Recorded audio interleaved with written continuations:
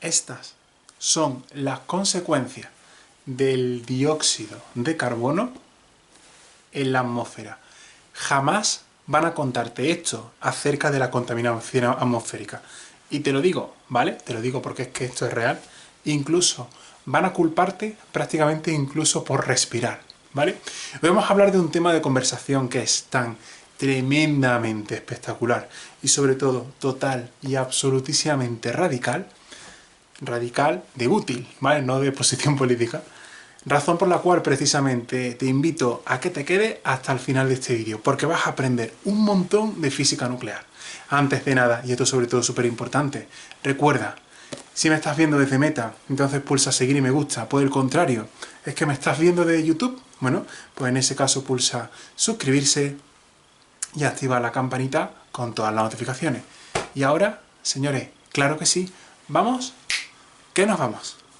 Amigos míos, ¿qué tal estáis? Y sed más que bienvenidos. Mi nombre, para la gente que no me conozca, es Juan Carlos. Y soy el autor de la saga Mente Ecologista, que es justo la que tenemos aquí. Vamos a seguir trabajando con todos estos principios, pero antes de nada, y esto sobre todo es una cosa súper y tremendamente fundamental, este es el impacto que tiene el dióxido de carbono en la atmósfera. Vamos a ello. Estoy completamente seguro que todo el mundo ha escuchado cosas como que, por poner un ejemplo, que emitir dióxido de carbono a la atmósfera es tóxico, y punto. Bueno, pues hoy vamos a hablar de algo que es hasta incluso muchísimo más profundo, ¿vale? Pero que es real como la propia naturaleza, como la propia atmósfera, que literalmente, es que, o sea, te vas a sorprender de lo que voy a contarte en este vídeo, porque tiene una utilidad tremendamente práctica, pero que desgraciadamente no te hablan de ello, ¿vale? Entonces, bueno, pues vamos, señores, recuerda, súper importante, ya, es lo que acabo de decir, ¿no? Si me estás viendo desde Meta, pulsa seguir y me gusta, si me estás viendo desde YouTube, suscribirse y activar la campanita.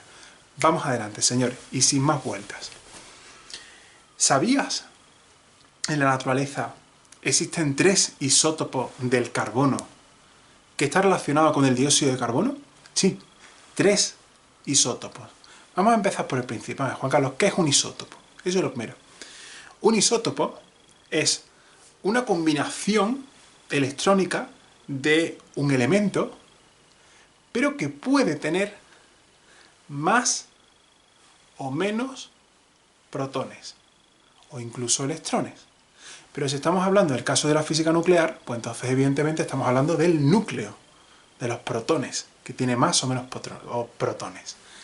En la naturaleza, los elementos tienen un valor, un número, un escalar, que se traduce a la configuración electrónica que tendría combinándose pues, con otro elemento o con otra molécula.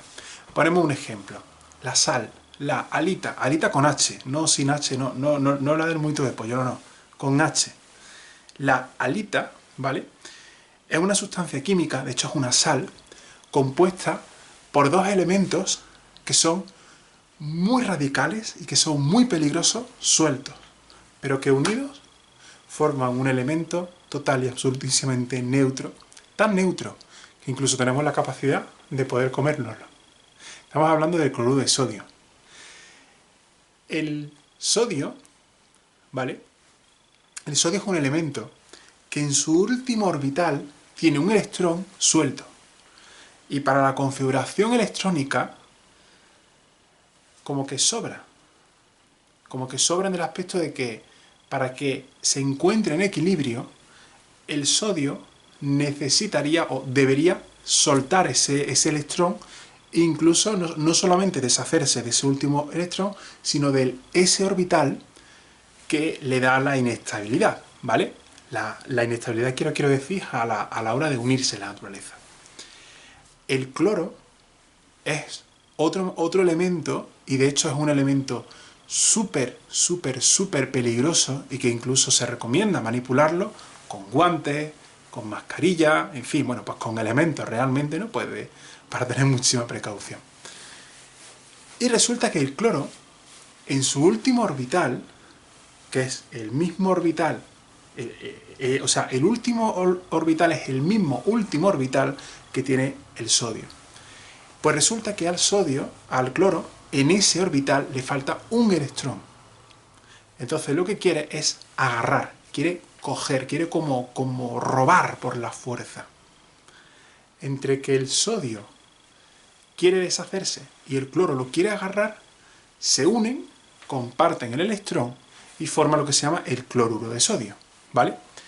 En esos dos elementos estamos haciendo una unión de los electrones, es decir, de la parte externa, de tal manera que el núcleo no se toca, o sea, el núcleo permanece constante.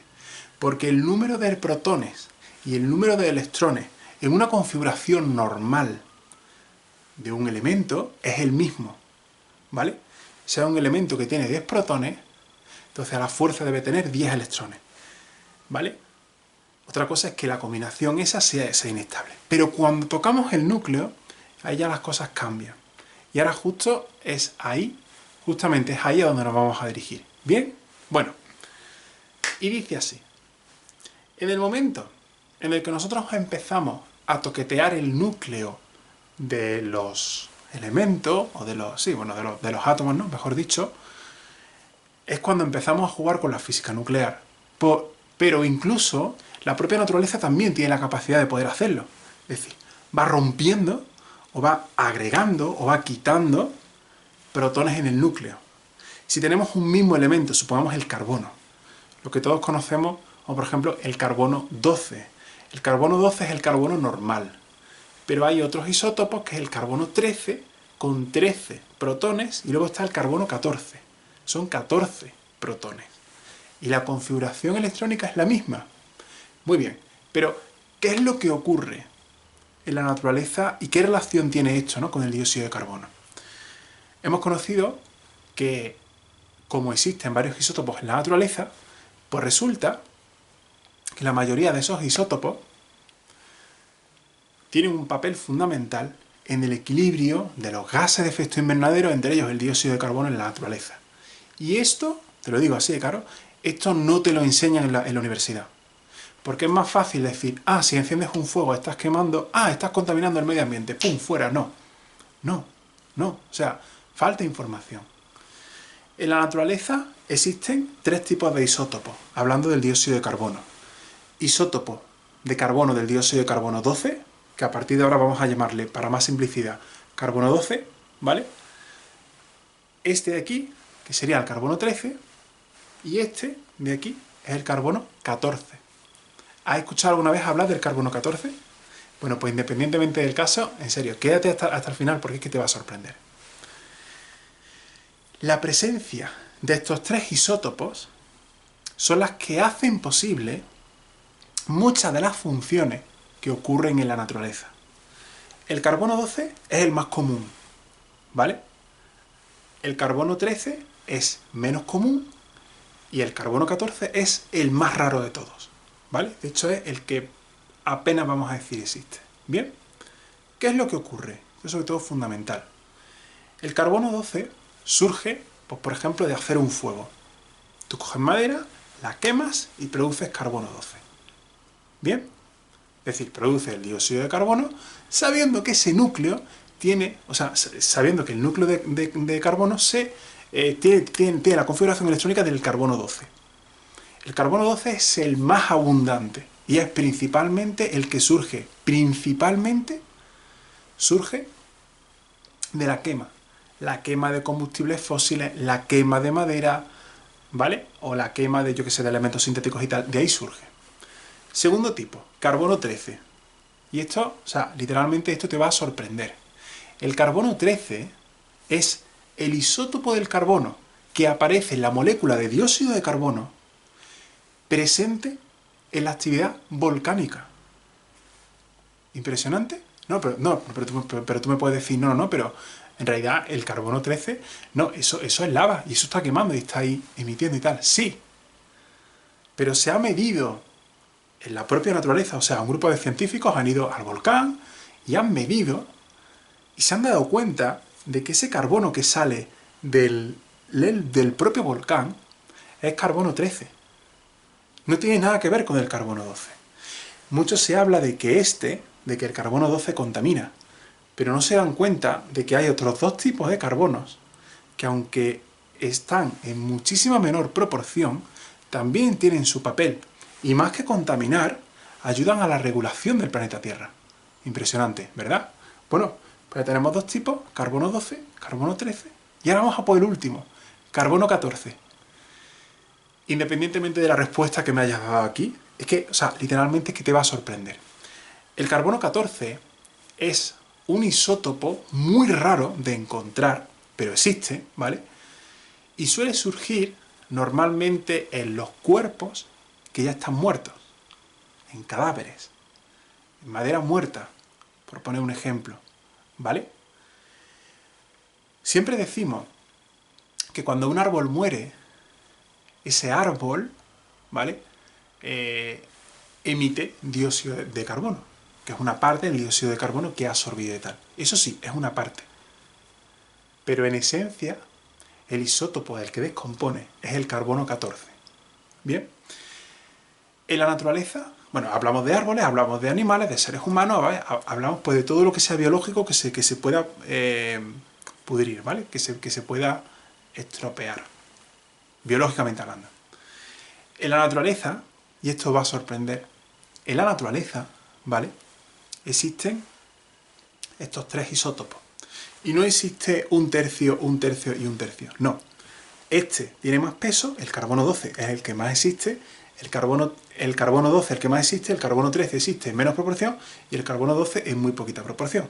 Bueno, pues resulta que la presencia de estos tres isótopos son totalmente fundamentales, como por ejemplo para la reacción de la fotosíntesis en el caso número 12, para la termorregulación del propio planeta Tierra en el carbono 13 y para el alimento, por ejemplo, para el alimento de los suelos cuando cuando los seres vivos, mejor dicho, se descomponen. Cada uno de estos tiene una función. Pero ¿dónde viene el problema? El problema es cuando quemamos sin control este tipo de carbono. A la larga, estamos rompiendo el equilibrio natural. Entonces, sobre todo aquí lo más importante, ¿qué es lo que podemos hacer? En primer lugar, incluso diría en general, tenemos que buscar alternativas que realizar dicha actividad no implique quemar por quemar. Ponemos un ejemplo: si tienes la capacidad de sustituir tu vehículo de combustión por un vehículo híbrido o por un coche eléctrico, a menor emisiones, menor será el desequilibrio que nosotros produzcamos de estos tres elementos, ¿vale? De estos tres isótopos en la naturaleza. Y como consecuencia, menos problemas sufrirá. Y como consecuencia de eso, menos problemas tendremos que lidiar los seres humanos. También a la hora, por ejemplo, pues, de calentarte, esto es sobre todo súper importante. Si, por ejemplo, vas a calentar tu casa con una chimenea, ¿no? Con una hoguera y tal. Sobre todo algo crucial, utiliza madera que sea pura, en lugar de madera sintética, productos químicos artificiales, porque eso también provoca una serie de daños y podemos hablar de esto en otro vídeo si os interesa, ¿vale?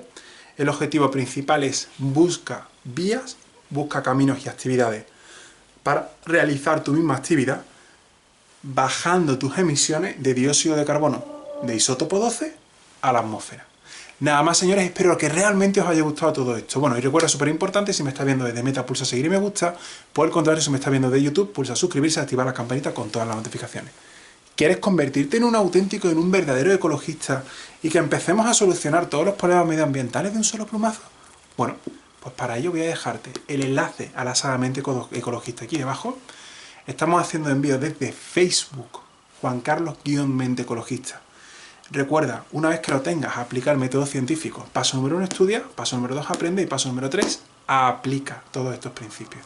Solo de esa forma conseguiremos solventar todos los problemas medioambientales. Y que nada más, señores, como siempre os digo, que paséis un feliz día. Cuidaos mucho y cuidad el bioma al que pertenezcáis, ya sea natural, artificial o trascendental como nuestra propia mente subconsciente. Gracias a todos vosotros y hasta mañana. Adiós.